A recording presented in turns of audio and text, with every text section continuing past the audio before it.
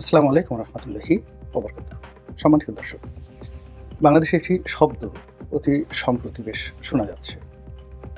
March for doctor Yunus, অর্থাৎ doctor Mohammad ইউনূসের জন্য পদযাত্রা, অথবা ডক্টর মোহাম্মদ ইউনূসের জন্য বিপ্লব, অথবা ডক্টর মোহাম্মদ ইউনূসের জন্য আন্দোলন। অতীতে আমরা মার্চ ফর ডেমোক্রেসি বা মার্চ ফর মেনি থিংস অনেক বিষয়ে নিয়ে আমরা শুনেছি। কোনো মানুষের চলে যাওয়া, তারপরে কোনো মানুষের বিদায়, কোনো মানুষের পতনের জন্য, কোনো দাবি আদায়ের জন্য সাধারণত মার্চ শব্দটি ব্যবহার করা হয়। কিন্তু এই প্রথম, বাংলাদেশের ইতিহাসে এই প্রথম কোনো একজন মানুষকে ক্ষমতায় রাখার জন্য, তাও রাষ্ট্রীয় পর্যায়ে, মার্চ ফর ইউনূস শুরু হচ্ছে।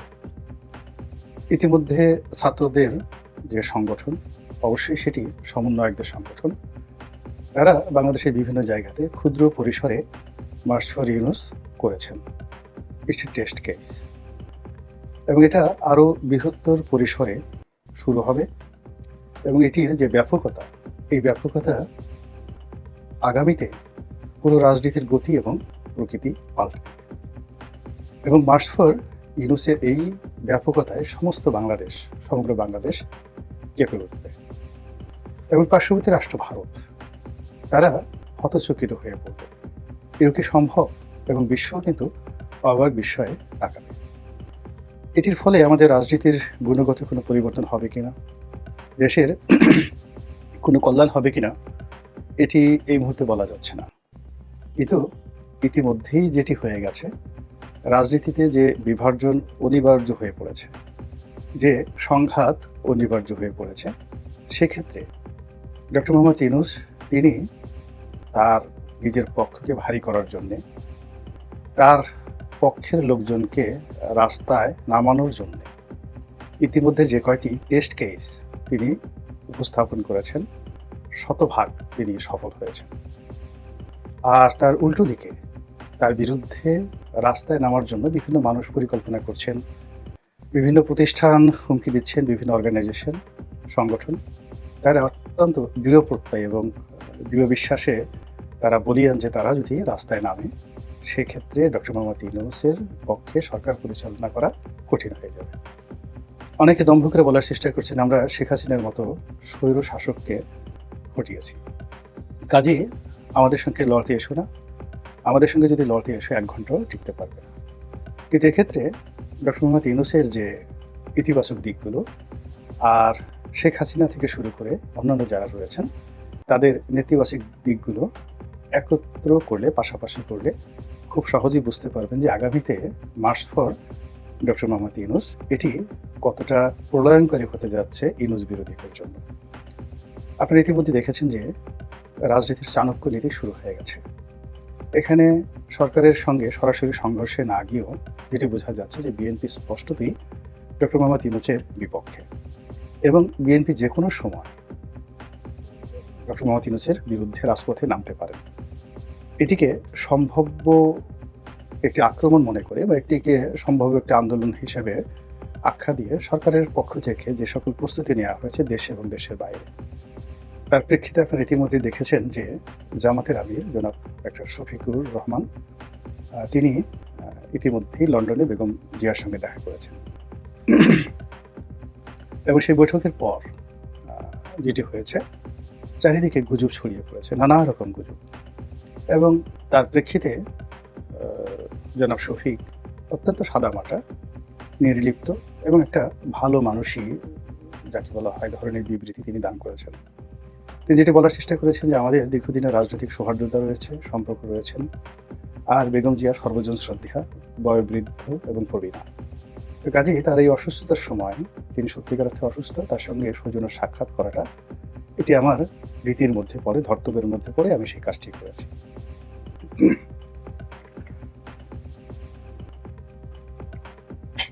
অন্যদিকে যেটা হলো, তিনি বাংলাদেশে আসার পরে যে সকল পত্রপত্রিকায় খবর এলো, সেগুলোকে তিনি কোনো রকম পাত্তা দিলেন না।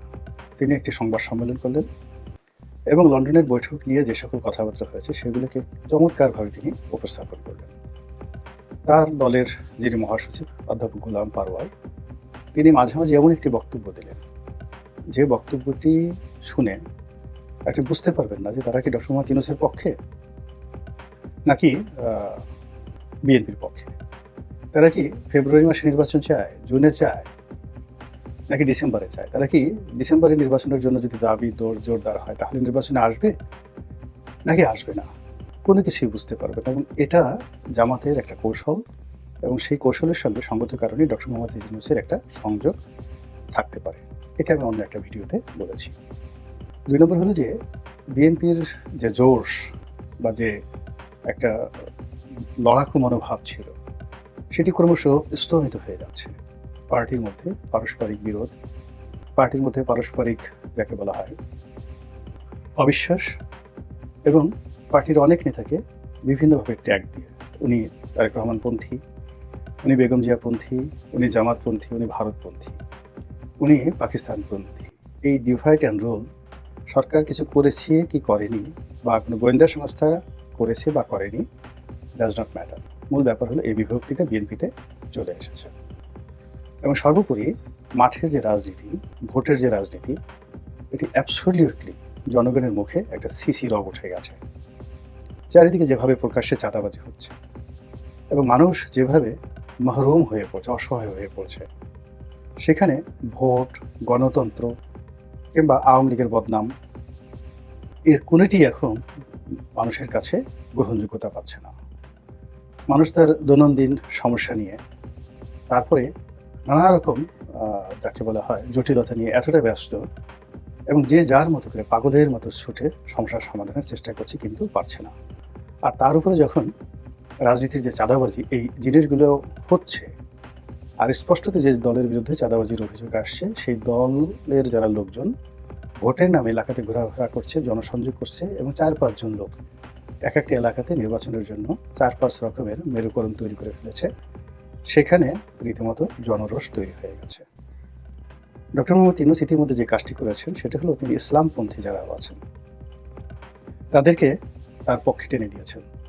অর্থাৎ এখানে জামাতের সঙ্গে অন্যান্য ইসলামপন্থীদের রাজনৈতিক বিভেদ থাকতে পারে, কিন্তু ডক্টর মোহাম্মদ ইউনূসের ব্যাপারে সমস্ত ইসলামপন্থীদের একটা ভীষণ রকম যাকে বলা হয় সফটকর্নার রয়েছে।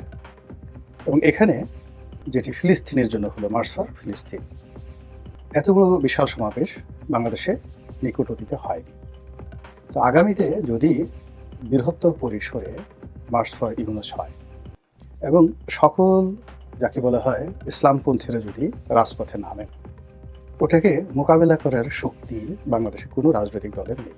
বোঝার চেষ্টা করুন, বিএনপি যদি ইউনূস বিরোধী একটা সমাবেশ করে, কত লোক হবে পল্টন ময়দানে, বা ধরুন সরোয়ার্দী উদ্যানে, কিংবা ধরুন বিএনপি অফিসের সামনে। আবার তার কাউন্টার যদি মার্চ ফর ডেমোক্রেসি করে, তাহলে দেখা গেল যে তার চেয়ে অন্তত 10 গুণ লোক বেশি ইসলামপন্থীরা আনতে পারবে, এমনকি চরমোনাই একা আনতে পারবে। তো সেক্ষেত্রে দেখা যাচ্ছে যে ভোটের মাঠে বিএনপির সঙ্গে হয়তো তারা পারবে না, কিন্তু মার্চ ফর ইউনূস অথবা ইউনূস হটাও, এই দুটো বিষয় নিয়ে যদি রাজনৈতিক দলগুলো পরস্পরের মুখোমুখি দাঁড়িয়ে যায়, সেই ক্ষেত্রে ইসলামপন্থীদের যে সমাবেশটা, এটি মার্চ ফর ফিলিস্তিন এই ধরনের একটি সমাবেশে রূপ নেবে। ফলে ঢাকার রাজপথে, অন্ততপক্ষে ঢাকার রাজপথে, চট্টগ্রামের রাজপথে, সিলেটের রাজপথে এবং রাজশাহীর রাজপথে মার্চ ফর ইউনূসের যে চমক, এই চমকের সামনে রাজনৈতিক দলগুলো চমক দেখাতে পারবে না। এর ফলে এই যে মার্চ ফর ইউনূস ক্ষুদ্র পরিসরে বিভিন্ন জায়গাতে হচ্ছে, এটি টেস্ট কেস, এবং আগামী জুন, জুলাই, আগস্টে দেখা যাচ্ছে যে এটি যখন বৃহত্তর পরিসরে চলে যাবে, তখন এই যে চাঁদাবাজির অভিযোগ, অন্যান্য যে সকল অবিশ্বাস রাজনৈতিক দলের মধ্যে রয়েছে, সেগুলো ক্রমশ বাড়তে থাকবে। আর অন্যদিকে ইউনূসের যারা পক্ষের লোকজন আছে তারা শক্তিশালী হতে থাকবে। আর এর মধ্যে দেশীয় এবং আন্তর্জাতিক যদি কোনো ঘটনা ঘটে, দুর্ঘটনা ঘটে, যা কিছুই ঘটুক না কেন, সেইগুলো আসলে ইউনূসের পক্ষেই চলে যাবে। ডক্টর মোহাম্মদ ইউনূসের শুধু একটাই সমস্যা, আইন শৃঙ্খলা রক্ষার এই সমস্যাটি রয়েছে বাংলাদেশে। এটি যদি তিনি মোটামুটি সামাল দিতে পারেন, তাহলে আগামীতে যে নির্বাচন করা, নির্বাচনের সময় দেওয়া, এটা একান্তই তার দয়া মায়ের উপর নির্ভর করবে। এটাই হলো রূঢ় বাস্তবতা।